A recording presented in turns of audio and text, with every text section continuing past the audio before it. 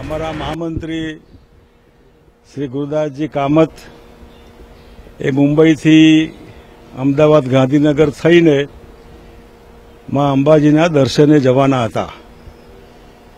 સવારે મને કીધું કે ઘેર છો? મેં કીધું હા. તો એ અને સાગરભાઈ રાયકા બંને સવારે 9-1 વાગે એકાદ કપ ચા નાસ્તા ઉપર અમે મળ્યા. જનરલ બધી માહિતી કે હું અહીંથી મીરાદાતાર, ઉમિયા માતા, અંબાજી માતાના દર્શન કરીને સાંજે મારે પાછું આવવું છે, તો વળતા કેટલાક મિત્રોને મળાય તો સારું.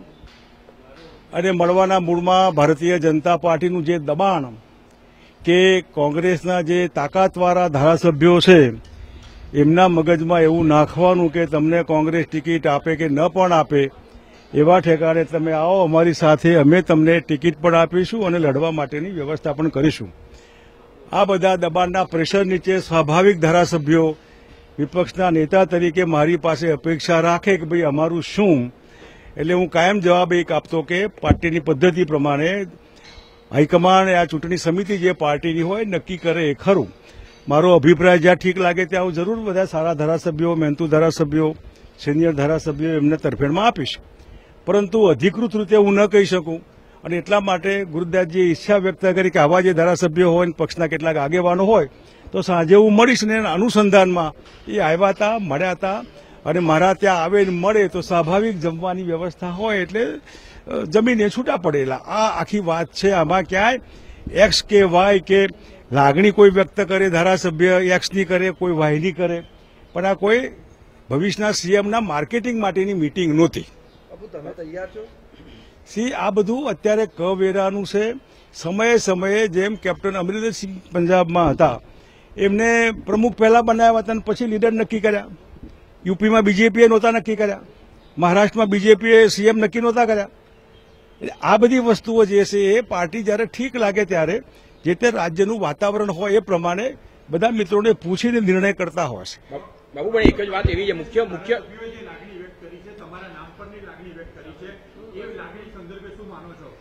હું એવું માનું છું, મારે તમારી લાગણીને ગુજરાતની પબ્લિકની જે લાગણી છે, જે મારી માંગણી છે કે તમે અમારા તરફ જુઓ, અમે તમારા તરફ જુઓ. સાંઈબાબા જેવું, you look at me, I will look at you. એટલે ગુજરાતી પબ્લિકને એટલે અમે કહીએ છીએ કે તમે અમારા તરફ જુઓ, કોંગ્રેસ તરફ, અને ભવિષ્યમાં પાર્ટી તમારી તરફ સારી રીતે જોશે. અને ઘણા સારા એવા કામો જે બાકી રહી ગયા છે 22 વર્ષથી બીજેપીના શાસનમાં, એ અમે તમને પૂરા કરી બતાવીશું. મુખ્ય સાર એવો રહ્યો હતો કે જે એક જ નેતાના નેતૃત્વમાં ચૂંટણી લડાવી જોઈએ. હાલના તબક્કા ગુજરાત કોંગ્રેસમાં નેતાઓ વધુ રીતે ઉભા થઈ ગયા છે, એવી જે વાત હતી. તો તમારું શું માનવું? તમારું માનવું શું છે? કોંગ્રેસની બે ધડી હોય છે હંમેશા આખા દેશમાં. એક લીડર વિધાનસભા હોય એ, અને પાર્ટી પ્રેસિડેન્ટ.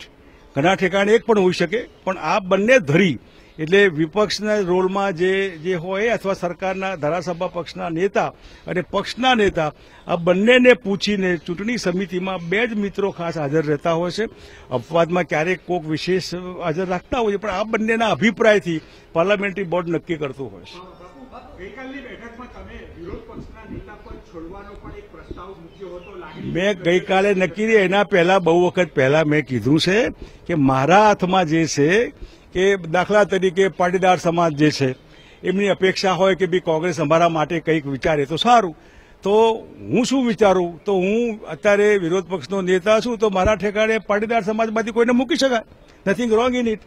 આ મારી વાત હોય, પણ એના માટે પ્રોસેસ જે હોય દિલ્હી હોય, દિલ્હીવાળા વાત કરે, નક્કી કરે, ધારાસભ્યોને મળે ને પછી હોય. હવે તો ક્યારે શું થાય ભગવાન જાણે. દોઢ 36 મને એવું યાદ નથી, આ તો જે મિત્રો નજીકના. હા, એવું કંઈ છે જ નહીં. આ ફોર્માલિટી છે. ના, બિલકુલ નહીં.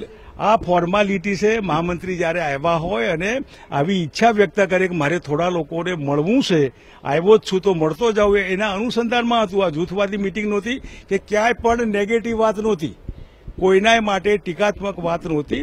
આગામી ઇલેક્શનમાં બીજેપીની સામે જે ચેલેન્જ છે કેમ ઉપાડી લેવાય એ માટે એક ટીમ થઈને શું કરવું જોઈએ એના માટેનો એક ભાગ હતો. ભરતસિંહ સિવાય તમને બધા સમર્થન કર્યું. ભરતસિંહભાઈ અમેરિકા હતા, કાલ સાંજે આવ્યા છે એવા મને સમાચાર મળ્યા. એ આવ્યા હોત ને વહેલા આવ્યા હોત એમને બોલાવવા. આમાં ક્યાં ખાનગી છે એવું કઈ?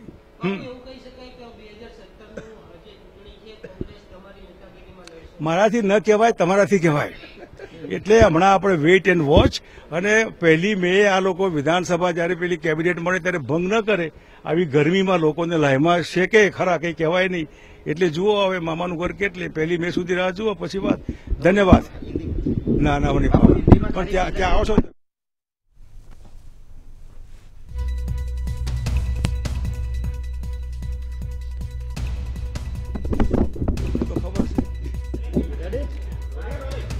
कल हमारे जनरल सेक्रेटरी माननीय गुरुदास जी कामत यहाँ गुजरात पधारे थे. माँ अम्बा जी के, माँ उमिया जी के और मेरा दातार के दर्शन हेतु वो यहाँ आए थे. सुबह गांधीनगर से जब वो अम्बा जी गए, तब शाम को वो वापस आएंगे. कुछ लोग अगर मिलना चाहते हैं तो जरूर मेरे को मिले. जो बातचीत हमारी हुई उसमें बीजेपी के लोग, हमारे सीटिंग सीनियर एमएलएज है, इनके ऊपर प्रेशर डाल रहेगा, आइए हमारे साथ, हम आपको टिकट देंगे, बाकी की व्यवस्था भी करेंगे. इस हिसाब से ऐसा कुछ न हो, आपकी ओर से आश्वासन मिले तो अच्छी बात है. आप इनकी बात सुनिए. तो इन्होंने कहा कि जरूर शाम को सबको बुलाइए. तो कुछ एमएलए आए थे, पार्टी के सीनियर लोग भी कुछ थे. यार पॉजिटिव बात हुई कि बीजेपी की चैलेंज को कैसे उठाया जाए, ऐसी बात हमारी हुई. मैं समझता हूं कि इसमें कोई जुटबंदी नहीं थी, कोई इधर इधर की बात नहीं थी, कोई नेगेटिव बात भी नहीं थी. हमारे पार्टी अध्यक्ष आउट ऑफ स्टेशन थे, वरना वो भी उपस्थित रहते, इसलिए कोई ऐसा नहीं था. लेकिन अच्छे वातावरण में अच्छी बात हुई. और आने वाले दिनों में कौन सी रणनीति होनी चाहिए, जिस स्ट्रेटेजी के हिसाब से हम बीजेपी के ऊपर या गवर्नमेंट के ऊपर, चाहे दिल्ली के हो या गुजरात की हो, उसको हम पहुंच सके. बाबू, खास करके आपने एलओपी से भी रिजाइन देने की बात की थी, इसका कारण क्या? मैंने जो कहा कि भाई ये जो पाटीदार कम्युनिटी है, ऐसे तो अलग अलग इनका रीजन है, रिजर्वेशन का है, वो है. लेकिन पार्टी में अगर इनको हाईलाइट भी करना है तो पार्टी प्रेसिडेंट तो मैं हूं नहीं. लेकिन अगर पार्टी विपक्ष में अगर पाटीदार को रखना है तो मेरी ओर से मैं ऑफर करता हूं कि जरूर यह कम्युनिटी को ठीक करने के लिए हमारे पास अच्छे विधायक भी है. इसमें कोई भी विधायक जो दिल्ली ठीक समझे, इनको बनाकर पाटीदार कम्युनिटी को अच्छा स्टेटस, अच्छा नाम दे सकते हैं. इसलिए मैंने पहले भी कहा था, कल भी कहा, आज भी कहता हूं कि हो सकता है पार्टी सोचे. मेरी ओर से प्रपोजल है. Thank you. धन्यवाद.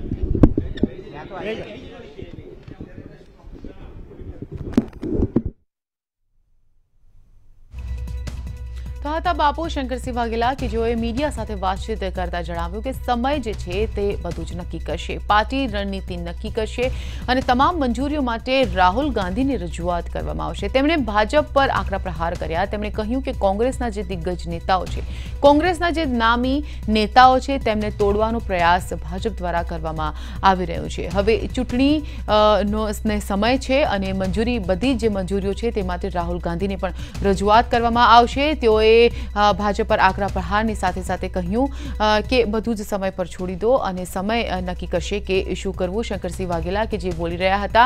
હવે તેમણે એમ પણ કહ્યું કે હવે ટીમ કોંગ્રેસ, એટલે કે કોંગ્રેસમાં બધા જ જે સભ્યો છે, કાર્યકર્તાઓ છે અને નેતાઓ છે, તેઓ એક ટીમ બનાવીને, ટીમ કોંગ્રેસની પ્રેરણા સાથે ટીમ કોંગ્રેસની બનાવીને કામ કરશે. અમારી સાથે જોડાયા છે સંવાદદાતા પ્રણવ પટેલ. પ્રણવ, જેવી રીતે બાપુએ મીડિયા સાથે વાતચીત કરી અને તેઓ કહ્યું કે સમય બધું નક્કી કરશે, 1 મેનો પણ તેમણે ઉલ્લેખ કર્યો, તે વિશે શું કહેશો અને શું લાગી રહ્યું છે, શું રહેશે કોંગ્રેસની રણનીતિ?